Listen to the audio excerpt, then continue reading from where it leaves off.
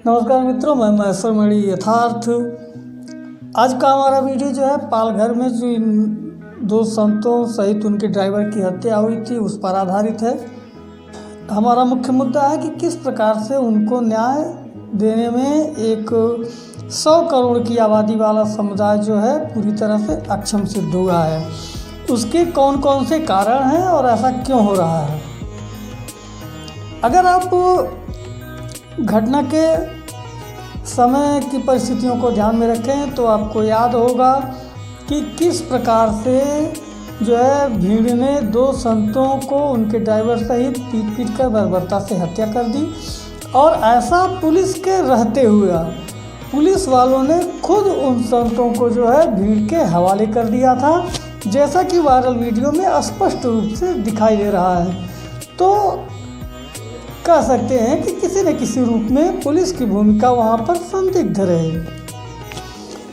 वहाँ के अन्य प्रशासनिक अमले सहित वहाँ की राज्य सरकार ने भी मामले की जो है लिपापोती करने का प्रयास किया जो है, और उसका परिणाम हुआ कि अभी तक मुख्य हत्यारों तक पुलिस नहीं पहुंच पाई है। और अगर पहुंच भी पाई तो उसको तमाम तरह से जो है लिपापोती कर दिया गया कि ये बच्चा चोरी जैसे अफवाह के कारण हुआ, और भी बहुत सारी बातें। लेकिन जो है अभी तक इस बात पर एक राय नहीं हो सकी कि सीबीआई जांच होनी चाहिए या नहीं।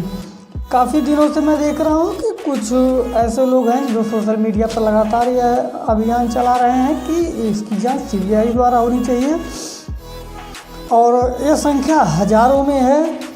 निश्चित रूप से उनकी सराहना होनी चाहिए जो यह इस जो है अभियान को आगे बढ़ा रहे हैं। परिणाम के बारे में चिंता करने की ज़रूरत नहीं है। परिणाम सकारात्मक आता है, नकारात्मक आता है, एक अलग विषय है।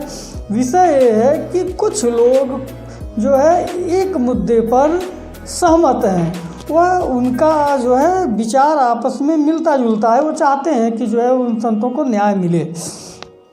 लेकिन इसमें जो सबसे मुख्य बिंदु है कि आखिर ऐसा क्यों हो रहा है कि सनातन धर्म के प्रतीकों का अपमान हो रहा है, मंदिरों का अपमान हो रहा है, मूर्तियों का अपमान हो रहा है, मूर्तियां खंडित कर दी जा रही हैं, लेकिन जो है उस स्तर का विरोध नहीं हो पा रहा है। यह समुदाय जो है 100 करोड़ की आबादी वाला समुदाय है और उस स्तर का विरोध नहीं कर पा रहा है कि इस प्रक्रियाओं पर रोक लगे और जो है ऐसा करने वालों को कठोर से कठोर दंड दिया जाए, या फिर भीड़ अपने माध्यम से एक दंड निर्धारित करे, जैसा कि अन्य धर्मों में होता है। अन्य धर्मों के रिलीजन हुए, मजहब हुए, उनके धर्मगुरु करते हैं।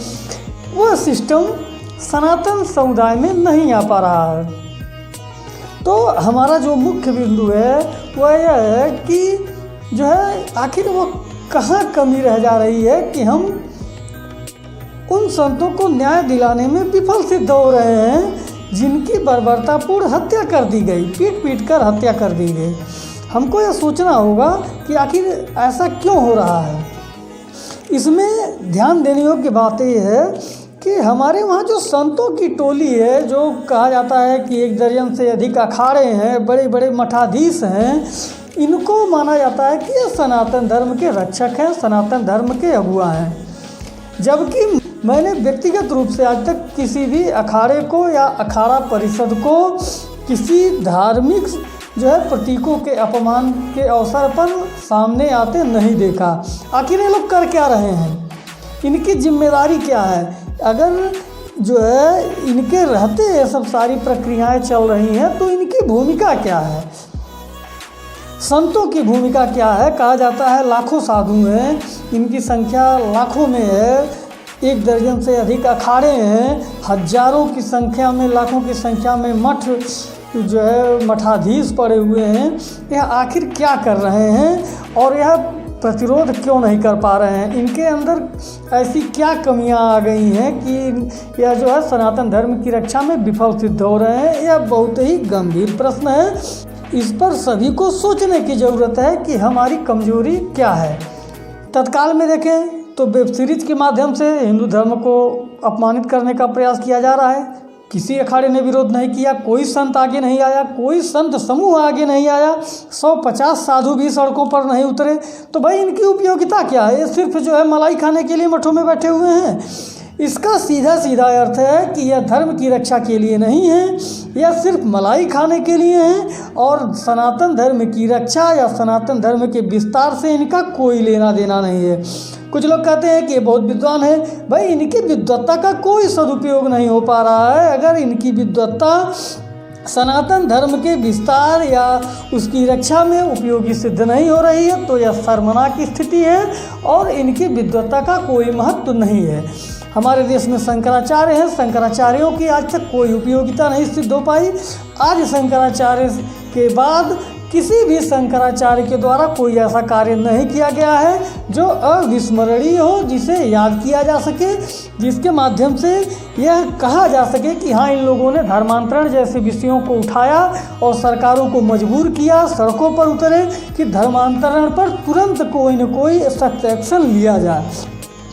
कुल मिलाकर यह लोग सिर्फ तोंद निकाल करके जो है अपने गद्दियों पर बैठने के लिए हैं। इनका सनातन धर्म की रक्षा से कोई मतलब नहीं है। यह किसी न किसी प्रकार सिर्फ ऐशो आराम की ज़िंदगी जीने के लिए साधु बने हैं।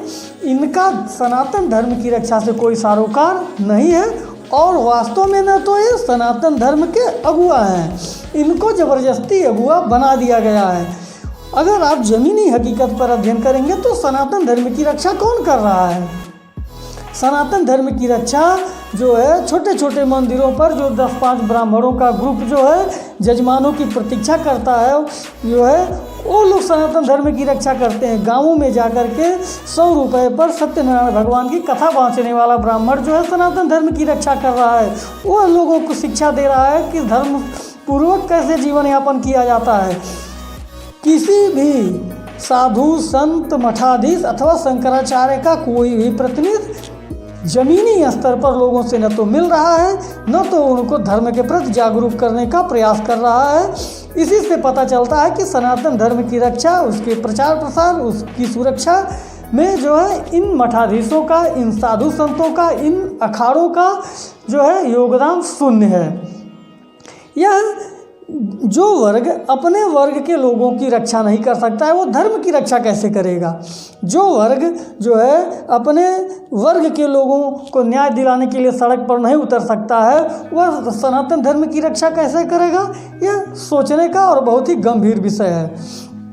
फिलहाल जो राष्ट्रवादी लोग हैं, जो है धर्म के प्रति सचेत हैं, जो चाहते हैं कि धर्म की रक्षा हो, उनको चाहिए कि वो ऐसे लोगों का चुनाव करें जो धर्म की रक्षा के लिए ज़मीनी स्तर पर तत्पर हो सके।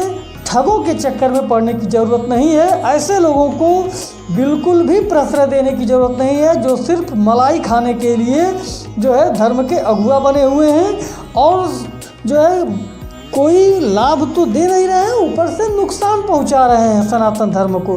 चाहे वो चिन्मयानंद जैसे लोग हुए, चाहे वो आसाराम जैसे लोग हुए या अन्य इस प्रकार के जितने भी जो है धर्मगुरु हैं, यह कहीं न कहीं समाज को नुकसान पहुंचाने का कार्य कर रहे हैं। दूसरी बात इनसे है कि अगर आपको जीवन से इतना मोह था तो आप साधु क्यों बने? आपने विवाह कर लिया होता, कम से कम बच्चे पैदा करके जो है जो जनसंख्या है सनातन धर्मियों की, उनकी संख्या बढ़ाने में तो आपका योगदान होता है और ऐसी इस प्रकार तो आपका योगदान शून्य है। आप सिर्फ जो है 1-1 कुंटल की तोंद निकाल कर अपने गद्दियों पर बैठे हुए हो और आपका योगदान शून्य है। आम राष्ट्रवादियों से अनुरोध है कि वह ऐसे बाबाओं के चक्कर में न पड़े। उनके द्वारा जो सोशल मीडिया पर अभियान चलाया जा रहा है वह अनुकरणीय है, सराहनीय है। ऐसे जो इस प्रकार के जो अभियान है वो चलते रहने चाहिए और लोगों को जो है एकता के सूत्र में बांधने का प्रयास होते रहना चाहिए। साधु संतों या अखाड़ों के भरोसे या शंकराचार्यों के भरोसे धर्म की रक्षा नहीं हो सकती है। हमें खुद जागना होगा और अपने स्तर से प्रयास करने होंगे। इस मुद्दे पर आपकी क्या राय है कमेंट में ज़रूर बताएं। आप नकारात्मक सकारात्मक जैसा भी सोचते हैं कमेंट ज़रूर करें, उसके आधार पर इस विचार को आगे बढ़ाने का प्रयास किया जाएगा। और इसके साथ ही हम अनुरोध करते हैं कि आप हमारे चैनल को सब्सक्राइब करें, लाइक करें, या फिर जो है अगर आप हमारी बातों को नापसंद कर रहे हैं तो डिसलाइक भी करके उसका कारण ज़रूर मेंशन करें, ताकि जो है हम आपके संदेहों का निवारण कर सकें और फिर जो है इस मुद्दे को और आगे तक बढ़ाया जा सके। नमस्कार, धन्यवाद।